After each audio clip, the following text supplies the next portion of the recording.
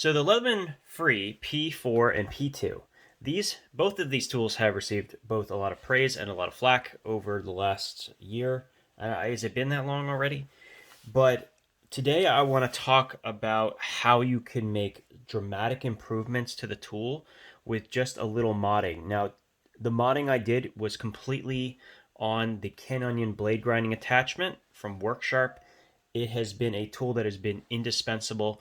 So this is both a showcase of the modifications that we have as well as the usability of that tool for doing this kind of work.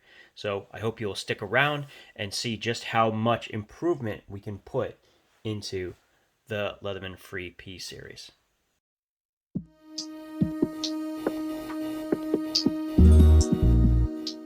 Okay, now let's put the P2 aside for just a second. There is a number of tools that I have modified on the Leatherman Free P4. I've modified, starting with this, let's start with the outer tools. Let's go ahead and pull out all four. And let me say that I was actually pleasantly surprised by all four of these implements when I got them. However, I did think that in the case of two of them, we'll put the ones that we didn't modify away, that they could be improved even more. Let's start first with the Serrated Blade. In my opinion, this is my opinion now, this Serrated Blade is the best Serrated Blade Leatherman has ever produced. Incredibly shallow serrations, unlike what you might find on the Leatherman Free P2. See how deep the serrations are? This makes it far, far better at cutting without getting bound, and you can see that they didn't even they didn't even mess this up. They actually made it in such a way that when you pull through, you don't get caught on the initial part, so this will go cleanly through whatever material you have. In addition to that, I found one particularly useful function by accident when I thought, hey, what if I use the tip of this thing for drilling a hole? And it actually worked even before I had sharpened it. Now we'll get to the modification in a second. And this actually put a fairly consistent sized tapered hole into a very long piece of wood. I was able to make a very, very substantial hole. I'll put some pictures of that at the end. And I can see that being very, very useful for someone who's maybe a bushcrafter or something like that. But I wanted to emphasize that functionality a little bit more.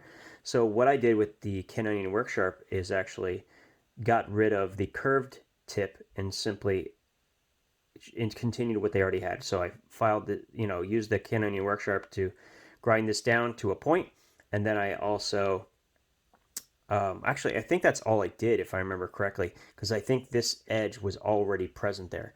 So this was a very minor modification. All I did was take the curved edge that was here and actually turn it into a pointed edge. Now it actually drills, and it drills very, very, very well. So now you not only have one awl, you have the ability to make a very, very deep cavity inside anything. So you could start it out with the awl, and then you can make something far, far, far bigger with this implement. That is a very, very simple and very easy modification, and probably could be done with a file, no problem. So let's, I can't do it when they're both open. So let's put that away for a second. The next one, we'll pull out the other scissors so you can see the comparison, is I find that scissors for everyday carry, their best function comes from being able to use on small, discrete tasks, such as cutting thread, fabric, things that are hanging off your clothing, making repairs, that kind of thing. These are they're not great for, well, I've never been one to use scissors for paper anyway, but you're not going to use these on cardboard. You're not going to do any of that. You really want them to be good at cutting at fibrous materials. That's what it comes down to, because those are the things that like knife blades don't do great, or at least they don't cut them cleanly. So you want this to provide the other function. And for me, when you look at the original way it was put together, although it's not bad, it's not pointed enough to really get in there and do things like cuticle cuts and so on. So the only modification that was done here is making the tip far more pointed. So all I did was file down this and this edge. I have since discovered that the the edge grind they have is pretty good. It's not perfect, but I don't think you should modify or play with that too much. They actually did a decent job. I would say it's on par with the scissor found on the Wave. I don't think it's better per se, but it's on par, and it's certainly much easier to access than the one found on the Wave. So that's great. That's two easy, simple modifications on the outside. But what I've done to the inside implements have been modified quite a bit more. Some I've left alone. And yeah, let's just get into it, okay? So first of all, let's start with this side. This side is actually the side that was modified the most. So let me pull out. I've already done the same modification to the Phillips on the Free. Oh man, I'm gonna get tongue twisted a lot. The P2, I haven't done this one, so this will be a perfect straight up comparison. But for the Phillips, I have done the same modification to both. Now you can see what I've done here is I've shortened. First off, I shortened the prying edge, the chisel prying edge, and I went ahead and also added a secondary angle. Now you can see here a little bit better why I've done that. I'm trying to keep the tip as thick as possible, but still providing the prying functionality. Why did I do that? Well, if you look at the thickness of this flathead and then compare it to the thickness of the most unused flathead, which is this weird thing that they have in here, you notice that they are almost identical in thickness and width. Basically, they are repetitive. And what's the point of that? You have this beautifully well-designed thick flathead, and then you have this additional function that essentially never gets used. So now by modifying that flathead, I can actually use this when I need a flathead and also not damage it for screws. I get to use this for true prying and true prying only, as well as opening packages. So I get to keep that functionality. I still have the draw cutting capability, as you can see. And now I have a much stronger prying edge with a more tapered angle, as well as a wider one. I wish it was a little bit wider, but I also don't want to shorten it so much that the angle kind of intersects with the frame. I want it to be kind of out here a little bit so that I have some room to work. So that is one modification that you can make, and I think it makes it much more logical, right, when you look at the actual tool set that's provided. The next one, this is the most important modification I think that you could make. If you make no other modification, this is the one that I highly recommend. Now, let me go grab one of the other frees I have not done yet. All right, so here is a Leatherman Free K2. This is an unmodified version of this tool. And if you look at the Phillips on this one, we have a bulging bottom, right? And yeah, so let's just do a comparison. Now the Free P2, I had pretty much perfected this and gotten this perfect, so I'll go ahead and just show those. Now it's only somewhat different, but you can tell I have not in any way impacted the functionality of the Phillips. If anything, I've improved it because now it's tapered thin enough that if I had a hole that was too wide for this protrusion, it might actually get in there and do the proper job. And I do think this is the better modification choice than, say, getting a insert. Let me show you what I'm talking about. So here are two modifications I bought from Zap Wizard. He does some pretty damn awesome mods for the Leatherman Free series. One of which is an actual Leatherman Bit Holder that can be used to replace both of these two internal implements. And I'm going to suggest, in my experience, that you shouldn't do that, and I'm hoping you'll see why in just a second. So this will allow you to use Leatherman bits, but it doesn't give you an extra long Phillips. Sure, you can use an extender, but you're giving up all that prying functionality of the flathead as well as everything else. So why is this better? I mean, right? Let's talk about it. So here is my very overstuffed wallet where I keep a lot of tools and excess items. But you can see we also have a bit kit. Now, this is a bit kit that was designed originally for the Leatherman Blast, Fuse, and so on, but it is, in my opinion, the single best item you can purchase to accompany any multi-tool whatsoever, because not only does it fit, a number of multi-tools, you can modify multi-tools or use it on many multi-tools you might not expect. So in this case, if you try to use it on the K2, you notice it doesn't fit. But diagonally speaking, if you use it after modification, you get this, and it's very secure. And in addition to the fact that lets you use Leatherman bits, you can also use a 4mm converter. You can use standard hex as well. And because of the extra long Phillips, you get all of the benefits of a bit extender built into your bit kit versus having to carry yet another separate item. And even when you don't have this, you still have access to your Phillips and flathead set. So unless you need a specialized tool, this is going to function very well. And you get to keep not only this Phillips, but you get to keep this prying edge or, utility flathead, which actually is one of the tools I really, really like on the Free series. So that would absolutely be my number one recommendation for modification. And yes, I get it. You might be taking your warranty into your own hands here. Why are you suffering, though, using a tool that is not perfect? And yeah, I know you're saying, well, why should I buy it if it's not perfect? Well, good luck finding one. I seriously, please go ahead. Point any multi-tool that's in existence and I will show you the flaws. I know because I have researched and investigated all of them. They all have their flaws, okay? So this is no different. But there are some great upsides to this tool as well. So we're going to go through it and talk about how you can improve it so you can make this choice, on your own. So that's that side. Sorry for the little rant there. Now let's go over to this side. This is probably the side that I think people like the least, but I think there's some improvements now that we've turned the large flathead into a prying tool. Now this side makes a ton more sense. So let's figure out for a second why that is. All right, so in this side we have 4 different implements, 3 of which I have not done anything to. And now that I've modified the larger flathead to a prying edge, this is going to make far more sense.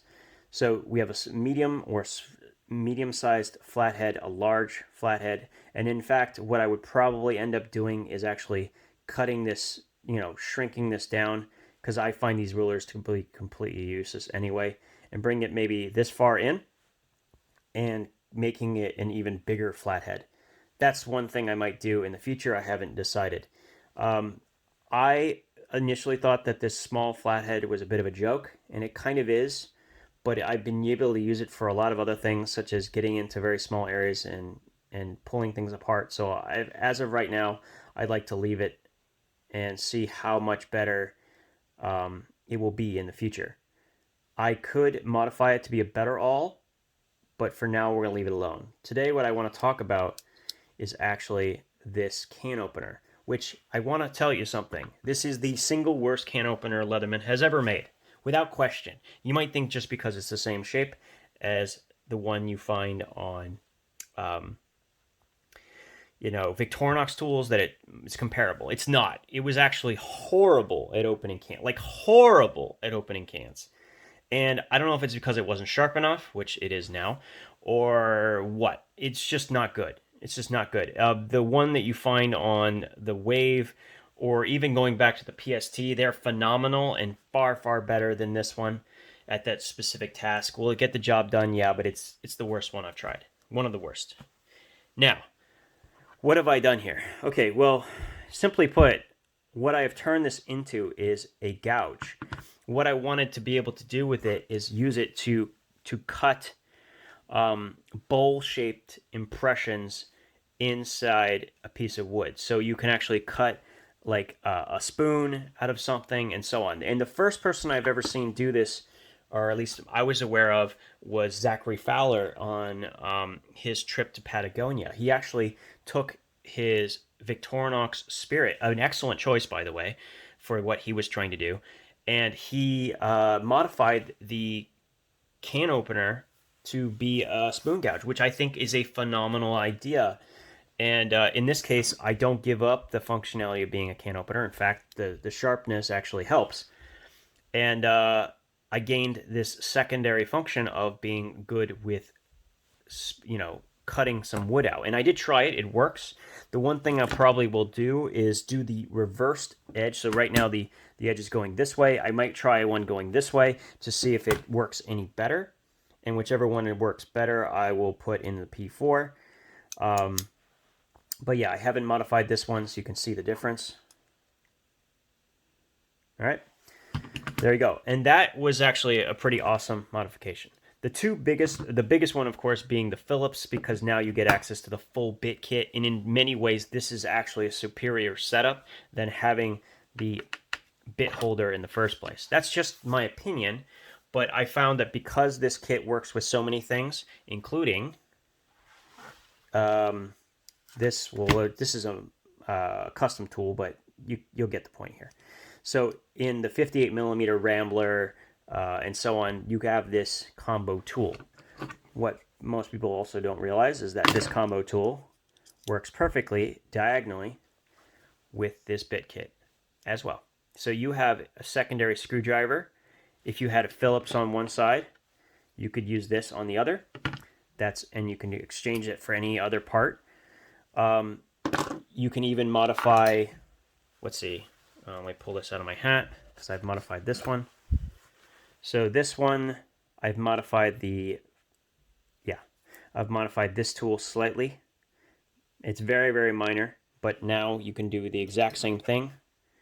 You can get a diagonal locking mechanism, and you might think this would break, but believe it or not, these are actually pretty strong. As long as you're not over torquing, you got to use your head on that one, okay? But you can see why this tool gives you more options than the actual bit holder. If you lose a bit, and this is the only thing you have, you're out not one but two tools. By having dedicated implements, which is what I've discovered I like better, you actually you cut down on potential disaster where you lose not one but two implements at the same time. So for me, this bit kit is a little bit better for me than just simply having a bit exchanger inside the tool. All right, so there you go. So there's the modifications that I've made so far, and I think they are pretty awesome, especially the Phillips. I think that instantly makes it better, and I really wish they had used just a little bit of insight to make that modification. All you have to do with that is simply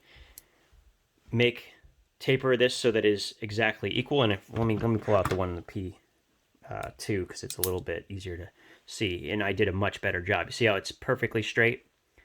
Once you have straightened it out so that there's no bump anymore, okay, the next thing you have to do is take the grinder and grind a 45-degree angle, or a chamfer, if you will, onto all four sides, and you're done. And then it will actually fit that bit kit. That's it. Very simple, easy. And what an amazing improvement that makes to the functionality of the Free series in general. Could Leatherman have done this? Hell yeah, they could have done this. But that would be admitting that they were wrong and that they're taking from what's before, even though quote-unquote clumping is a new feature. But anyway, great modifications to a tool that I actually think gets a lot of flack, maybe unnecessarily. I find this tool to be particularly good for EDC because of the one-handed capable functions, not just the blade and the pliers, but everything else. And when you make these modifications, you may not need to bring the bit kit. You might have everything you need. Notice I didn't lose any functions, but I added a better prying edge, right? I gained the functionality of the bit kit extension. I made the scissors more precise. I gave the serrated blade a secondary function. So these are all enhancements. They're not necessarily subtracting from the functionality. So if you enjoyed this, please like and subscribe, and you guys have a good one.